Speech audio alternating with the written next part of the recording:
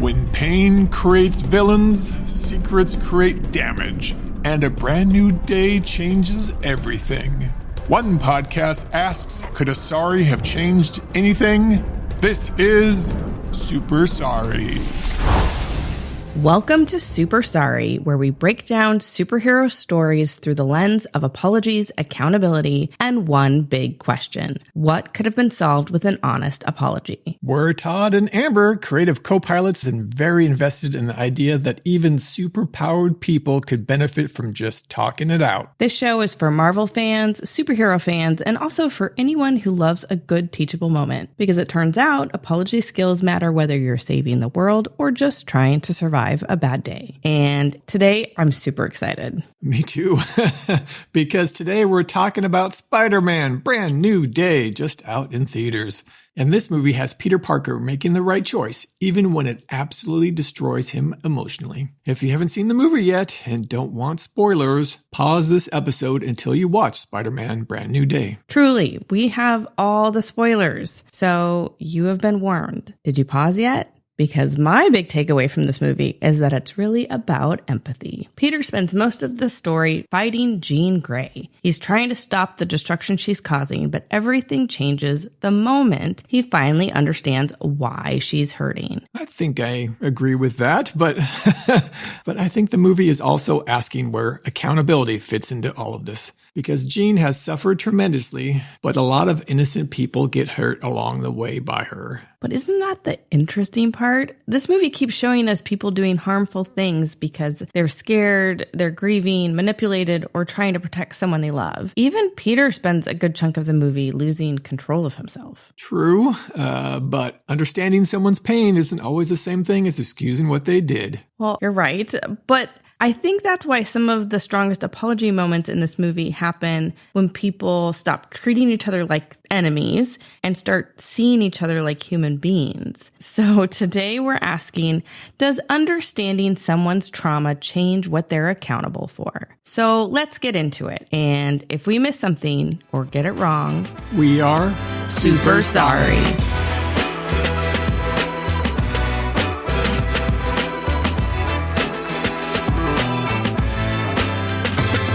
All right, listeners, where are you landing on this one? Are you with me that understanding someone's pain doesn't erase the harm they cause? Or are you with me that Brand New Day is really a story about what happens when people rush to judgment before they understand what is actually going on? Because when this movie starts, Peter Parker is trying to build a life after the memory spell. Ned and MJ have moved on, nobody remembers who he is, and Peter is once again carrying the weight of the world, mostly by himself. Meanwhile, New York has other problems. People are essentially being possessed. A tank is tearing through city streets. Damage control is making some very questionable decisions, and Peter is dealing with headaches, strange transformations, and the growing fear that he might be losing control of himself. Which immediately raises one of our favorite questions. When bad things happen, who's actually responsible? Because this movie seems to show us a lot of people causing harm, but the reasons behind that harm are rarely simple, which means it's time for our apology audit, the segment where we explore who said I'm sorry. We narrowed it down to the apologies that matter most, the ones that reveal who these characters really are.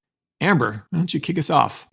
Well, before I jump into my super sorry choice, I just want to mention, I think this might be MCU's most apology-heavy movie that we have seen. I cannot remember the last time we've seen so many people say, I was sorry or I'm wrong. It was really interesting to see what seemed like accountability considered as a superpower. Yeah, it's definitely more was ingrained in the script here than most of the other ones we've seen, yeah. Yeah. That being said, there were a ton of apologies to choose from, but I think my top apology, the best apology that I saw, the super sorry, was Frank to Peter Parker. And this is towards the end of the movie. Peter's in the hospital and Frank shot Peter, not purposely. But he says, I'm sorry, really sorry for what I did. It was shitty. I've seen real bravery in my day, but that was something else. And then he starts to get teary-eyed. Yeah. And Peter jokes, are you crying?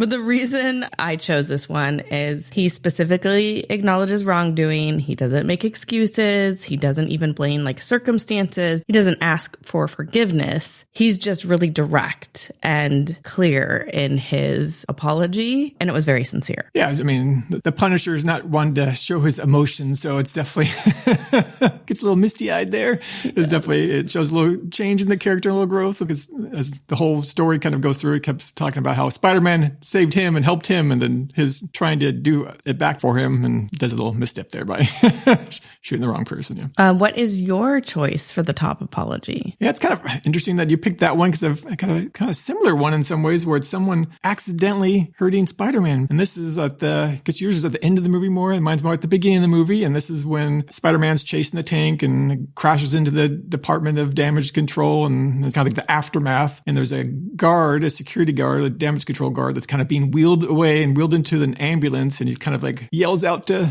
Spider-Man, "I would never hurt you. I love you, Spider-Man." That got a good laugh in the audience, eh? Yeah, for sure. It's definitely unexpected, yeah. A sincere apology. I really thought you were going to go with the apology from Peter Parker to Jean Grey when he said, "I'm sorry about Sarah, I got it all wrong." But we both were kind of thinking the same thing, I guess, with like people being sorry to Spider-Man. That's true. I mean, he's a nice guy, so I get it. Definitely was a good tone center, I thought, for the movie, too. Kind of got everybody laughing a little bit at the beginning, so because it's kind of a little bit of a downer of a movie in a lot of ways, so a little levity was good. I'll kind of transition into my misfire, my sorry, not sorry. I have MJ to Peter, and this is after she finds his letter that he's been holding on to for the last 4 years in his coffee cup, and he leaves it behind. She's not sure if it's on purpose he leaves it behind or not. I guess the audience is not really sure either if it's accidental or not. And she reads it and is like, I'm kind of got a little ick here. I feel uncomfortable. What's going on? Like, you're a really heartfelt letter, but I don't know who you are. And like, I'm grateful for what you've done for me, this other version of me or whatever. But she's like, I don't know you. I don't love you. I'm ready to leave now. Okay, peace out. I'm gone. And then she leaves, which at that point she says, I'm sorry. But then she kind of takes the wind out of the sails of the apology by coming back and saying, oh, I don't have my phone on me. I need a ride home. Can you swing me back home? So it's like, if she was that kind of uncomfortable and weirded out by the whole thing, it's kind of weird that she just can just walk home or figure out a different way to get home. She's like, take me home. So to me, that's a sorry, not sorry. Yeah. I mean, I think though maybe her popping back in is a bit of her showing like she's still comfortable with him or something, or like trusts him enough. It is interesting, this scene, because then it does prompt him apologizing about when Jean Grey is in her body, and he's like, we kissed, but you obviously didn't know, because now I realize that wasn't you, and I'm sorry. So it's just kind of interesting. Like, there's a lot of accountability, at least, and acknowledging like what another person is going through. So it's, it's good to see that. And I think MJ even kind of thanks him afterwards for telling me, even though I don't remember. Yeah. Well, my sorry, not sorry, the worst apology, I will say it was kind of hard to find bad apologies. Usually it's really easy for us to find bad apologies, but this was a little bit tougher. And so, I went with one that just makes me laugh. And this is Spider-Man to Yelena when they are in the Russian bath in Brighton Beach. She makes Peter get into the bath. People don't know where Russian baths are. Look them up. It'll make a little more sense. But he climbs into the water and he gets just a little too comfortable, and his toes float up out of the water as they're talking. And she gives him the dirtiest look. He apologizes, he says, I'm sorry, and he pulls his feet back under the water. So I think he probably is sorry, but also not that sorry. Yeah. What a weird situation for him. It was really just more of a politeness, I'm sorry, than anything. For sure. And it definitely was a funny scene when he's kind of getting lost in their conversation, chilling out. I mean, it's hard not to, a nice little warm bath there. He's getting a little cozy. Yeah, I wouldn't mind it. Yeah. It sounds nice. Yeah, it sounds like a nice little side quest there for him in his journey. Yeah. Well, like I said, tons of apologies to choose from, but up next, we're going to talk about the apologies that could have been. This is where we imagine the apologies that never happened and how an apology could have changed everything. So we've covered the apologies that actually made it into Spider-Man Brand New Day, and now it's time for the apologies that never made it out of Doctor Strange's spell. Welcome to Apologies That Could Have Been. This is the part where we take a look at the conversations that never happened. Brand New Day gives us misunderstandings, hidden truths, and people making life-changing decisions without fully explaining themselves. Not every missing apology would have stopped a stolen tank, a telepath's crisis, or several city blocks from getting wrecked. But some of them might have prevented a lot of pain. We're not rewriting the movie. We're just finishing a few conversations that feel incomplete. Welcome to our corner of the multiverse, aka the Super Sorryverse, where accountability gets a second chance. Okay, I'm gonna go first. I guess kind of continuing on from our conversation about Peter and Yelena in the Russian bathhouse. There's a little section of that kind of keeps coming back throughout the whole story, but I'm gonna kind of start at the beginning of that when they're first meeting in the bathhouse, and she keeps calling all his little problems small potatoes. Like, I have my big potatoes problems, my new Avengers problems, and your things are small potatoes. She's really dismissing him and his experience, and obviously, as we see through the movie, her lack of concern for that, and things are becoming more of a big potato problem.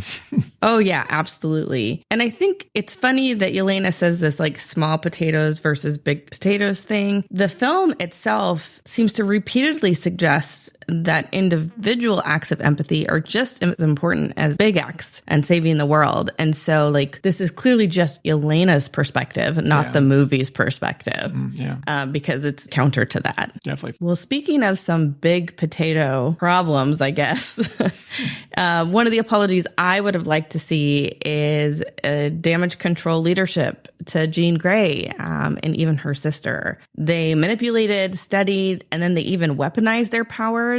To me, there needs to be some sort of like institutional apology for exploiting both sisters. I know we have not seen the end of this story yet, but like the things that they did, we all should question. Yeah, I mean, it's just kind of learning what the Department of Damage Control is currently in the 2028 of the Marvel Cinematic Universe. You're seeing it evolve from its origins with Tony Stark and Stark Industries being a kind of a partner with that. It definitely seems at this point that it's not really the case anymore. It seems like they're kind of becoming a more nefarious agency, worried about superheroes and controlling the superheroes, I think, than some other stuff. Now that Tony Stark is not around, maybe we'll avoid of leadership there. Yeah, clearly. Say more about what you just said, which was 2028. Well, they mentioned that it's been 4 years, obviously graduating college in 4 years, and they show Aunt May's tombstone. It says 2024, so 2024 plus 4, 2028. Yeah, it's interesting. I wouldn't have caught that. Again, going back to the theme of people discounting Peter and his experience, and the Jean Grey character repeatedly throughout the movie kind of calling Peter Parker, the Spider-Man, kind of a simple person with simple thoughts and processes and what he's doing. He's not really thinking big. He's kind of a simple-minded, I guess, in a lot of ways. They're kind of referring to him. So he's definitely being underestimated by everyone else. You know, Damage Control is kind of underestimating him. Jean is, everyone. Which kind of leads me to one of the apologies I've been thinking about, but like the greater context is this inhibitor technology, right? So if Peter was truly simple, he wouldn't be thinking of these really complex ways to solve some problems. Like, obviously he works on it with Bruce Banner, and that is, or he's inspired by, you know, what Bruce Banner has done to control his own situation in DNA and, you know, Hulk stuff. But I do think there are some questions that we should ask of Bruce Banner and Peter, and apologies they might need to give to future victims of inhibitor technology. Obviously, it was meant to be purposeful and functional in a specific way, but now this technology is known to exist. And while Damage Control might not have it in their hands, they know it's possible. I suppose they knew it was possible with Hulk, but what Peter did, creating a universal inhibitor, could have lasting consequences. So basically, I'm looking for an apology for the future victims of inhibitor technology. Yeah, I mean, definitely seems to be setting that up. And you actually bring up a good point, just going back to mine about underestimating Peter and his view of like the black and white of things, I guess. And the Bruce Banner character also calls out Peter when Peter brings up the idea of a universal thing. He's like, how are you going to know like what's the good parts and what's the bad parts? Like, you think it's so black and white. It's not really a black and white thing. Yeah. So that's another character that's kind of questioning his thinking. And as we see the movie, these obviously things aren't as black and white as he originally thought. Yeah, he's trying to give him a caution, whether or not Peter listens to it. So I have one here. I guess we haven't talked about Ned yet. That Peter goes and saves MJ, you know, takes her to Frank Castle's place. But during that whole scene, he's looking for Ned. When he grabs MJ and takes her away, initially, where's Ned at? Oh, he's not not here. And it's like, okay, he grabs MJ, takes her, swings her away, gets her to safety, but he never seems to go back for Ned. He was concerned in the moment and then kind of like forgets about him. I guess, Jean is probably more focused on MJ, not Ned, but that's what she said. But I think she is aware of Ned and she seemed initially concerned. And that's kind of, to me, feel a little bad for Peter forgetting about his buddy, his best bro. At least we know Ned is okay. Yeah. Clearly at the end when they see each other and do their handshake. Yeah. I guess we have to talk about this before we end this section. And it's just the whole issue with Jean Grey jumping into people's bodies and, taking over their actions and what they're doing. And obviously he's, not asking for permission, but she's also putting people in harm's way. And that's pretty concerning for the character that we're kind of like at the end, like, oh, okay, she's all good now and everything. But if you think back, she's did a lot of bad things and hurt a lot of people and potentially killed them. Yeah, it's very true. I mean, there were a lot of people impacted, and I suppose it would be difficult to apologize to all of them, but she's like singularly focused on herself and what she is trying to do. And even though, she and Spider-Man have a bit of a connection, it doesn't discount all the other stuff that she has done up until this point and may continue to do. Like we see her on a bus at the end. Where is she going? What's going to happen? Going to upstate New York. I wonder what's up there.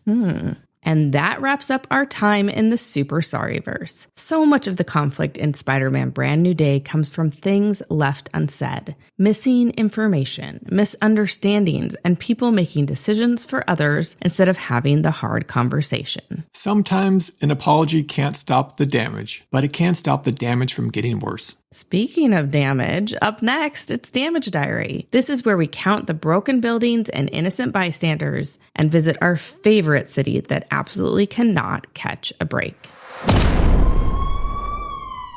Welcome to Damage Diary, the part of the show where we track what got smashed, who got caught in the middle, and who's probably still arguing with their insurance company. And Spider-Man Brand New Day is a sneaky one. Right? Because when people think of Spider-Man movies, they usually think about like one big final battle. But this movie is more like a chain reaction. So many people under mind control, a stolen take here, a problematic Hulk incident there, and before you know it, half of New York has a very stressful week. Well, to be fair, I think New York has had a lot of stressful weeks. But in Brand New Day, a lot of the destruction isn't being caused by traditional villains. It's being caused by people under Jean Grey's control, government decisions, and our hero is struggling to control what's happening in his own body, too. Which means we're not just tracking damage, we're tracking responsibility. Let's start with the big one, the stolen tank and the chaos that ensues. The tank tears through multiple city blocks. We got damage to streets, civilian vehicles, the damage control property, and even a tour bus full of unlucky sightseers. So my favorite detail about that tour guide pointing out the street or whatever, and she's like, that's where the Battle of New York happened, and you wouldn't know it. And I just love that because I feel like nothing says MCU New York experience like immediately driving into another disaster.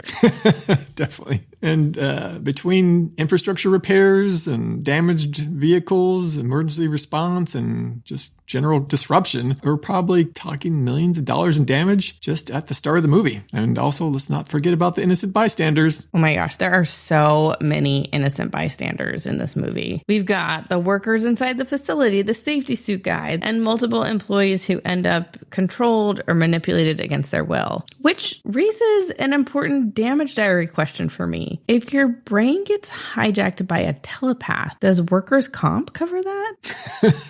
That's a good question. Next up is Peter's organic web phase. While trying to understand his increasingly arachnid biology, Peter crashes through a rooftop water tower. We've got structural damage, water damage, probably damage to the apartment building itself, and one absolutely bewildered pigeon. But thankfully, the pigeon survives, so... Definitely. And then we got the scorpion fight, which creates some very expensive problems. A police cruiser gets heavily damaged. There's one officer that's nearly killed. And nearby civilians are also put at risk. This is one of those Spider-Man battles where the emotional stakes are high, but so is the repair bill. But I feel like the real innocent bystander section belongs to Jean Grey. Absolutely. So throughout the movie, Jean's jumping from person to person, controlling civilians, employees, wedding guests, friends, random New Yorkers. And I think that's what makes this movie different from most MCU destruction, because the people aren't just nearby when the damage happens, they become part of it. But the biggest entry in today's Damage Diary is a twofer. First, when Jean takes control of Hulk, he smashes his way through Peter, Frank, and multiple floors of damage control. Peter saves the day and Jean is captured. It's only when Jean is being held in damage control facility that she learns the truth about her sister, Sarah. Jean's rage makes everything escalate fast.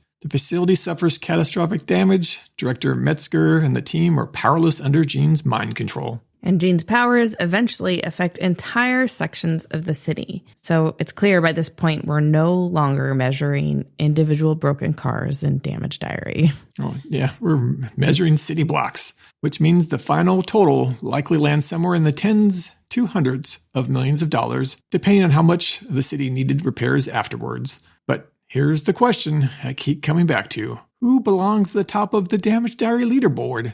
Well, probably Jean. Yeah, maybe. Okay, well, if not Jean, then damage control.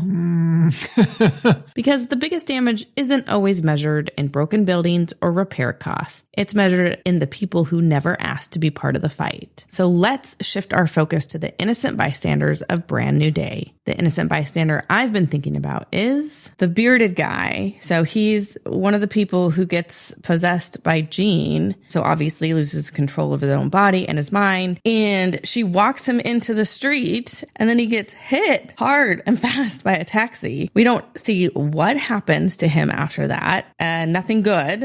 And to me, like, he's probably the unluckiest civilian in the movie, just in terms of like he's going about his day. He wasn't anywhere close to anything that you would think would be dangerous. And so for him going from like this ordinary New Yorker to like being taken control of and then being hit by a car, it was a little shocking and clearly an extremely impacted innocent bystander. Yeah, it's definitely the most kind of in-your-face visual manifestation of like someone getting hurt that's an innocent bystander. There's definitely, other kind of side characters, the guards at the damage control, like they're kind of pseudo bad guys in some ways, but she's taking over them, fighting Spider-Man, getting beat up and very injured themselves. So there's a lot of people getting hurt. I guess it's not really an innocent bystander, but like another person that I'm thinking of is MJ. When Jean jumps into MJ's mind and takes over and pretends that she's MJ, she has a whole conversation with Peter. And then at the end of that conversation, as MJ, Jean jumps MJ's body off the building and almost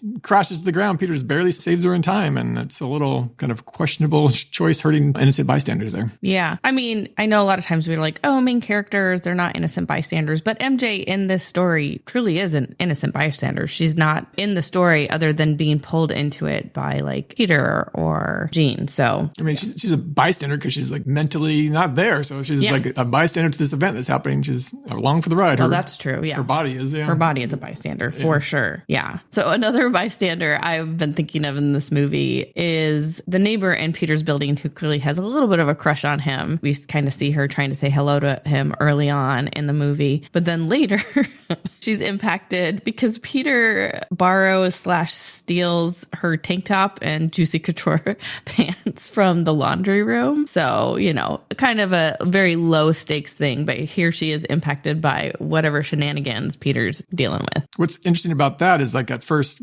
glance, it's kind of just a funny little scene. But as I reflected on it later, it's like Peter's first instinct is to lie about stealing her clothes. I feel like if it's a little more friendly neighborhood Peter Parker, he'd be like, yeah, I'm sorry. Someone stole my clothes and I needed to borrow something. Like, I'm sorry. I'll bring it. I'll wash it and bring it right back. But he's just like, no, these aren't your clothes, and walks away. So it's a little bit questionable decision there. What would you do though? Like if you needed to put on some clothes, you found some clothes, you threw them on, and then you encountered the person whose clothes they probably are. You're not sure. You don't know. Yeah. And then they're like, aren't those my clothes? I mean, your instinct probably is just going to be like, no, because there's just a whole lot more than you have to say if you say yes. Yeah, it's like no and run away. Yeah, for sure. That's probably, the more likely outcome there. Yeah. Another person I'm thinking about who I really felt for early on in the film was when it's revealed that the person driving the tank and creating all this destruction is an elderly woman. And that's pretty shocking, at least initially, because at that point, we understand that there is some sort of level of possession happening, but we don't know who it is, why, any of it. And so it is kind of shocking to see this elderly woman who seems very kindly as soon as Jean leaves her body. I would say like she was just used one of the most unexpected innocent bystanders in the movie and set it up very early on that there's going to be a lot of innocent people impacted by what happens in this movie. Yeah, I mean, at that point, you don't really know the control, the recipient of being taken over, power they have. Are they like, it's 100% they have their out-of-body experience, or maybe the telepath is basically kind of unhinging their inhibitions and they're kind of doing what they always wanted to do, and they're in their body and they're just like, don't have any guardrails, and they're kind of, I'm going to go drive a tank because I think that'll be fun. You don't really know at this point, so it's definitely interesting to see that starts peeling away to really know that Jean has 100% control, and it's just a light switch, as MJ says, goes off, and you just like, you're out of your body.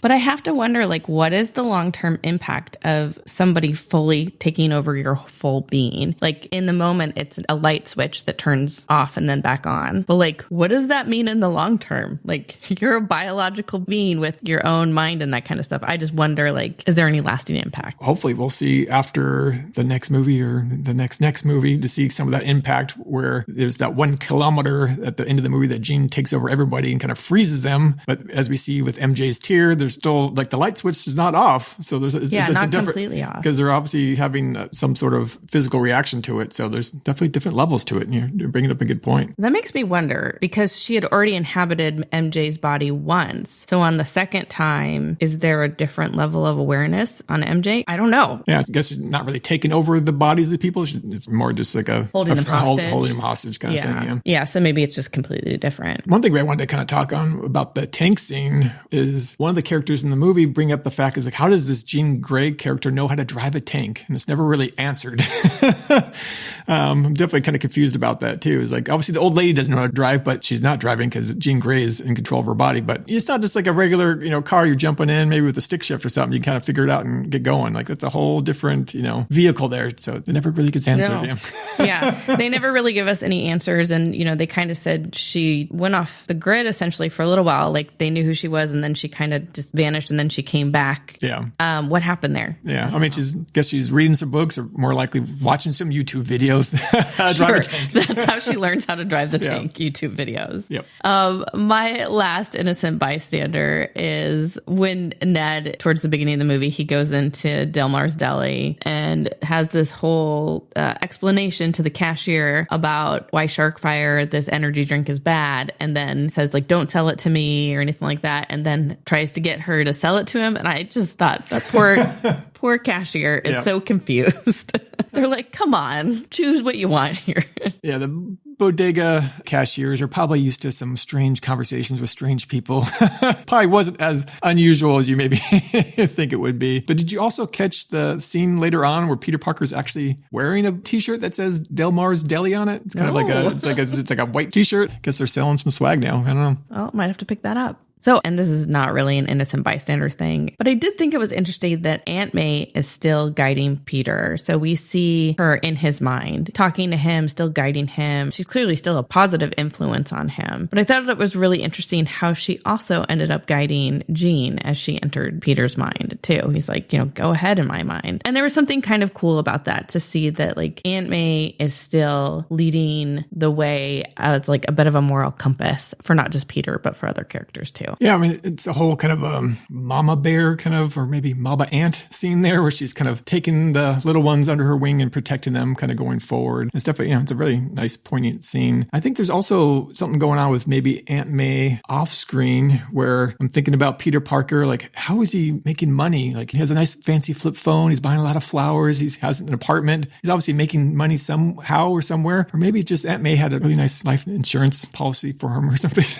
So maybe she's taking care of him financially as well. Yeah, maybe. Who knows? And that's Damage Diary. Spider-Man Brand New Day reminds us that damage isn't always about what's broken. Sometimes it's about who's caught in the middle. The civilians, the friends, the families, and all the people trying to live their lives while superheroes and telepaths turn New York upside down. By the end of this movie, there are a lot of damaged buildings, but there's also a lot of damaged relationships, misunderstandings, and wounds that go deeper than property damage. Which leads us to the bigger question. When people are hurting, what actually helps them heal? Up next, our biggest takeaway from Spider-Man Brand New Day.